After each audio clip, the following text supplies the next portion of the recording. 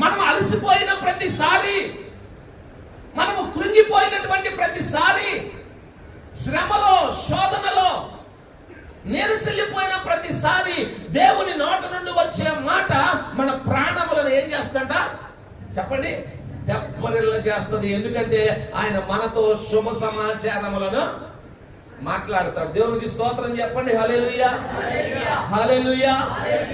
దేవుని బిడ్డలారా, నీ శ్రమలో నీకు ఆదరణ కలిగే మాట మాట్లాడితే దేవుడు నీకు ఎలా ఉంటది?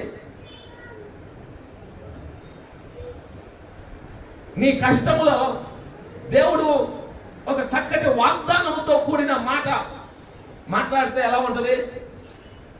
నాకెవరూ లేరు అనుకున్న నీ జీవితంలో నేనున్నాను, నేను నిన్ను విడువను ఎడబాయినని దేవుడు మాట్లాడితే నీకు ఎలా ఉంటది? నీ ప్రాణము తెప్పరిల్లినట్టుగా ఉంటుంది కదండి. నీకు గొప్ప ధైర్యం వస్తుంది కదండి. ఎందుకంటే నాతో దేవుడు మాట్లాడాడు. ఏమని?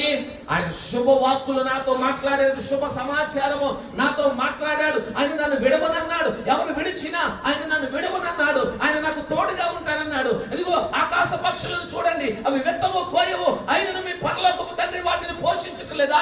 మీరు వాటికంటే శ్రేష్ఠులు కాదా? నేను మిమ్మల్ని పోషిస్తాను అని నీ కరువులో, నీ క్షామములో, ఏమండి, నీ లేమికిలో దేవుడు నీకు చెప్తే ఎలా ఉంటది? ఆ మాట నీకు ఎలా ఉంటదండి? అది నీకు శుభ సమాచారమే కదా, అది నీకు శుభవాక్యం.